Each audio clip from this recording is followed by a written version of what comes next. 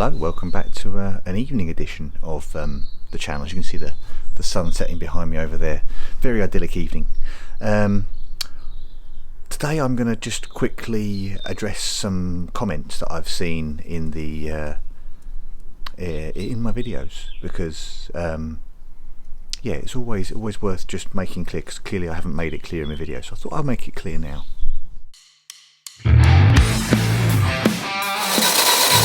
Oh dear.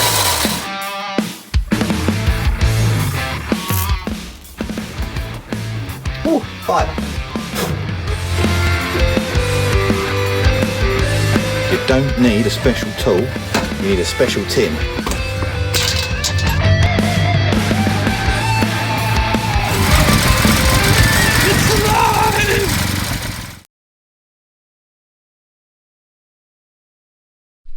Okay, so you'll have seen in the shorts and the videos I've put out this week, there was mention of should I get a new subframe or not, and maybe it didn't look bad enough in the video. Maybe I didn't really bring across how I felt the subframe was, but also there's been a couple of mentions of, is the car that bad? Does it need this doing?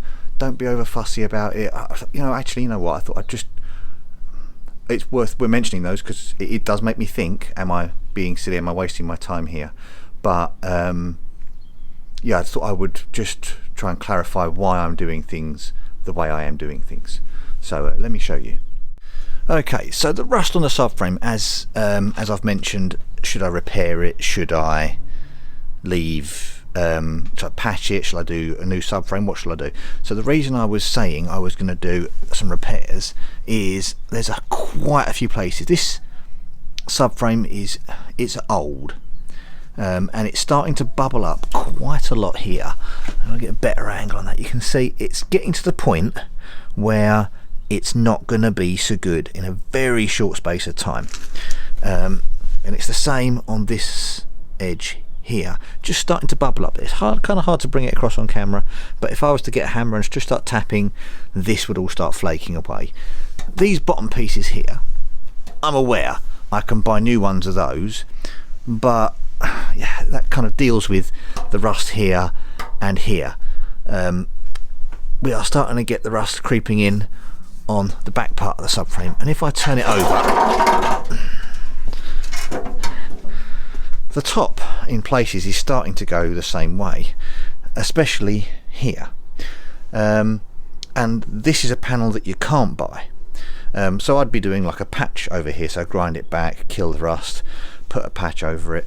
But being as my main intention in this car is to go fast, possibly on track days and the like, I just thought, you know what, I'm going to do this work to it. I could spend a lot of effort to deal with the rust, and it wouldn't necessarily then be able to stand up to what I'm going to be throwing at it. Does that make sense? I don't want to be sounding like I'm being over fussy. It's still a solid subframe. If it was just going to be a plod around road car, I probably would patch it up and run it around and wait till it fails. But the fact that I'm thinking of doing north of 100 miles an hour around a racetrack, I don't really feel quite so confident that it would stand up to what I'm about to throw at it. And I also thought it's worth mentioning this subframe. I've had this subframe in 3 different cars since sort of around 1999. I pulled it out of the back of a Mini that got written off at the front, and it had a brand new subframe in the back end.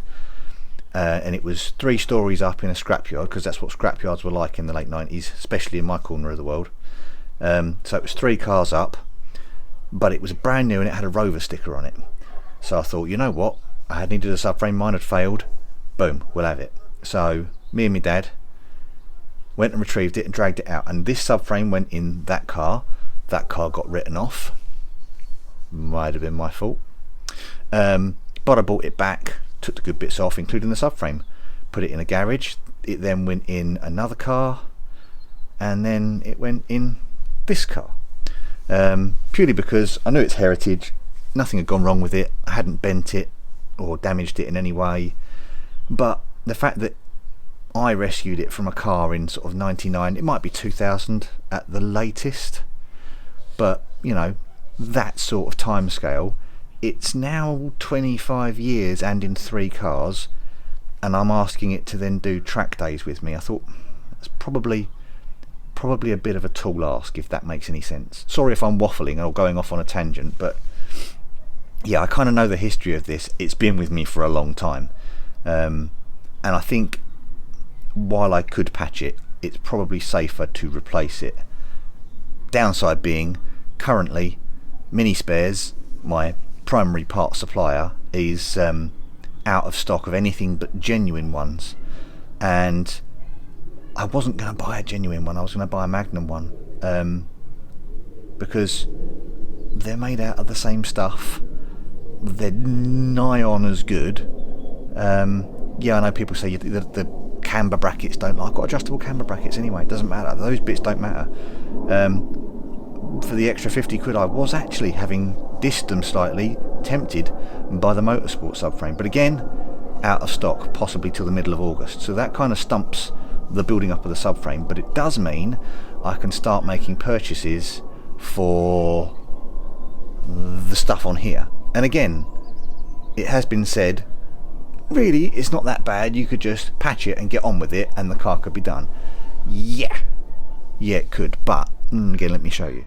The patch of rust I have been showing so far has been this sort of ugly bit. If I get the angle of the camera right with the light, you'll probably see it a bit better, but it's this top layer has gone rusty, and underneath it, that layer has also gone rusty, so that's all that's left holding it up is the bottom plate that is supposed to attach to the closing panel on the rear valance, but it's also blown through here. There's actually a little hole here, and there was more rust underneath this little bit here that I can't get to.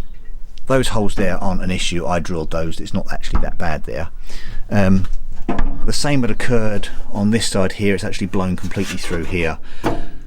Again, if you look through it, you can't really see with this light, but inside here, again, not looking pretty, needs to be dealt with. That involves cutting these 2 subframe support brackets off. Not expensive.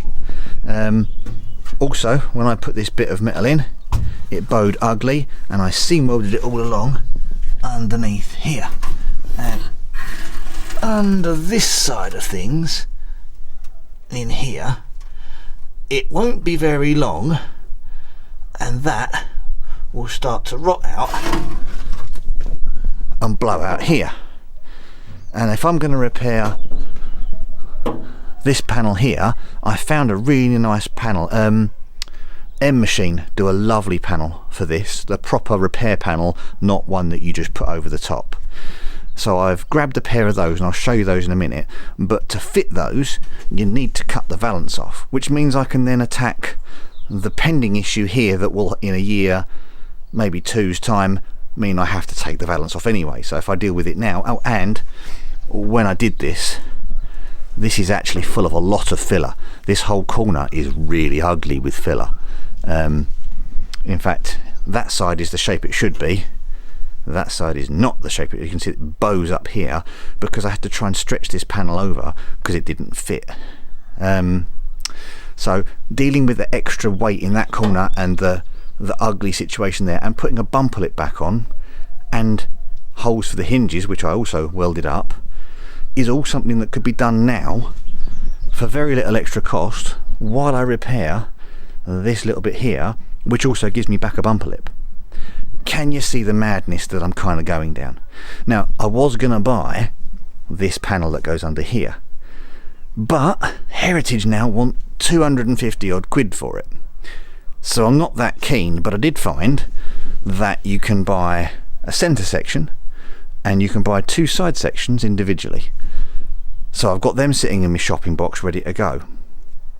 So that's kind of where I'm going.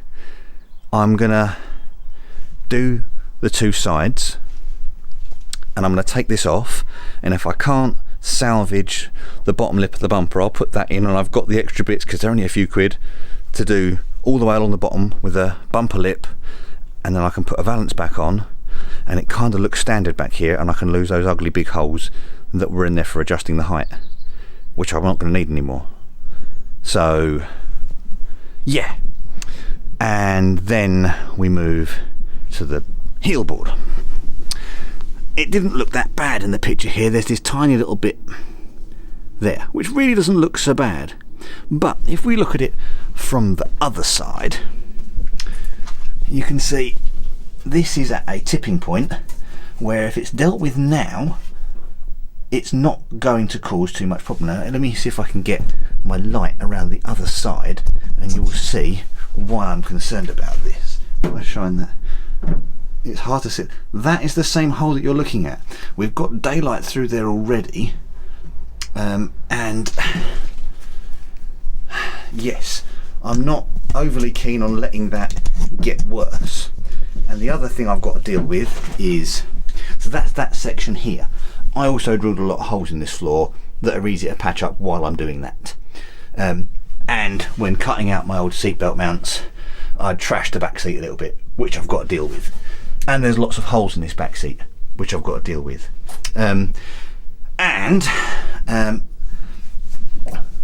Just here, we've got a lovely big rust bulge that is waiting to be something an awful lot worse. So again, if I deal with that now, and it's matching twin sister over on that side, they don't become a bigger issue, and I don't have to replace the heel board.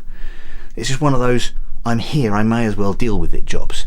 And I never actually painted over where the roll cage mounts go, so they're starting to look ugly. So I kind of want to just take the inside apart, tidy it up a little bit, then put it back together.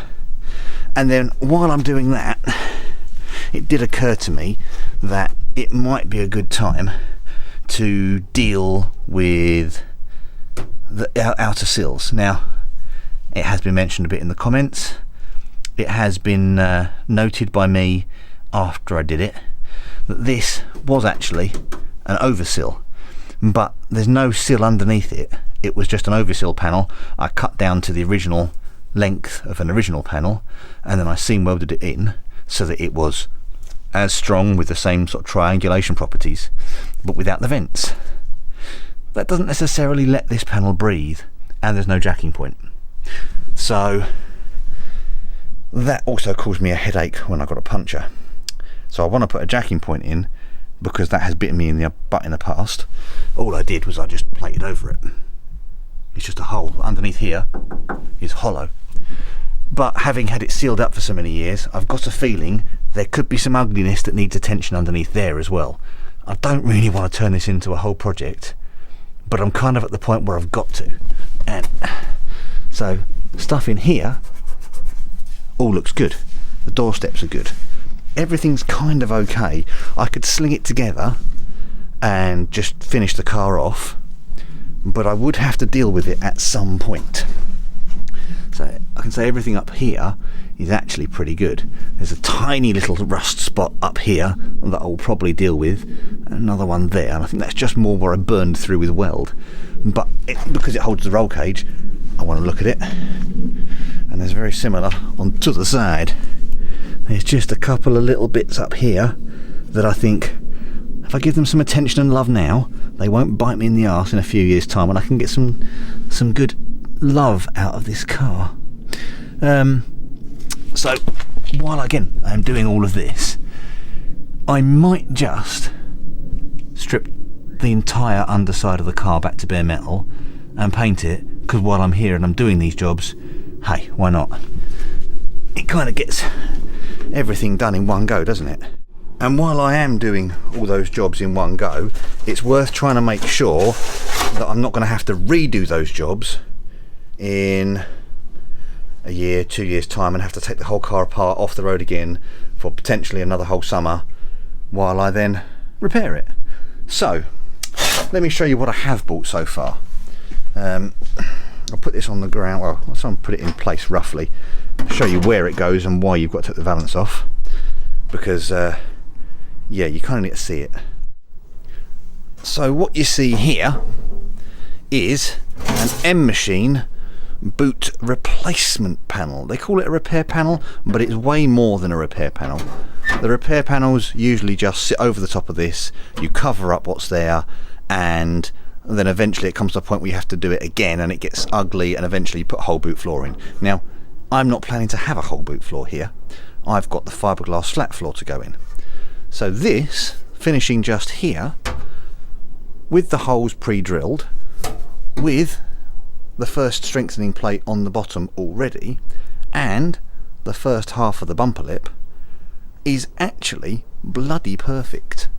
It's even got, on this edge here, the little strip that should go here, that is now long since buried underneath mountains of filler, which, I say, if you look carefully in this corner, you might be able to see the remnants of the cracks and stuff. Anyway, so yes, I've got on both sides for this, and they kind of work out nicely with the fiberglass boot floor measurement wise, as far as I can tell at the moment. I might have to trim them down a bit.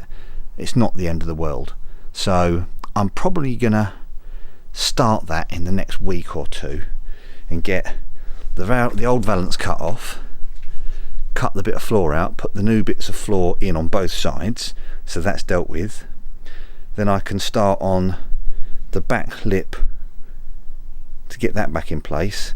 And it's going to end up looking no worse than I've done up here on the front, where I flattened it back. It might need a little bit of filler to make it look perfect, but we don't mind a tiny bit. We just don't want a wedge of filler like I have in there. So yeah, that's where I'm at, and that's where the state of the rust is at. By all means, you can call me mad, I don't mind. So I just want to say a quick high five and a thank you to M Machine.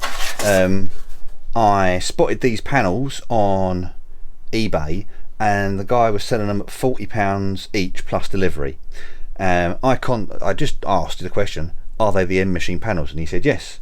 So, you know what, I'll go straight to the horse's mouth and see how much they are. It's always worth doing that. Don't just assume the panels are the cheapest you can find them on eBay. I got these ones delivered. I think it was 56 quid. I could be wrong. It was. I'm sure they were 20 something each. But yeah, I was well impressed. I ordered them on Tuesday and they turned up Thursday. Tuesday afternoon I ordered, and they were on my doorstep Thursday morning. And it's Friday today, so literally these have just turned up. Yeah, well impressed. Really friendly. As for how well these fit, I can't comment, I'll let you know, but do heritage panels fit that well? They sometimes, in my front end, I had to fettle to make it fit, and they're all heritage panels, and I'm still not entirely happy with the size of the bonnet compared to how it should look, or the fit and the gap around the side, but I'm limited with what I can do there. But yeah, heritage panels don't fit great. Magnum panels usually don't fit great. Let's try this M Machine one, because if it doesn't fit great, it's just as good as all the others. But yeah, I've got down there left and right side sitting there ready to go, and obviously there's the fiberglass boot floor. It's been in there a while, and I managed to pick up the other day, thank you very much Roger, a Clubman bonnet lock. Now, had a lot of trouble finding these. They are either non-existio or expensivio. They sometimes go up on eBay for, they go silly money, the ones I've seen. It's not worth that. It's basically an MGB bonnet lock with a slightly wider side. So I was going to start modifying one to make it fit, and then yeah, friend Roger kind of, I messaged him and said, have you got one? And he said yes. How much do you want? He said, take it as my donation to the project. So thank you very much, Roger.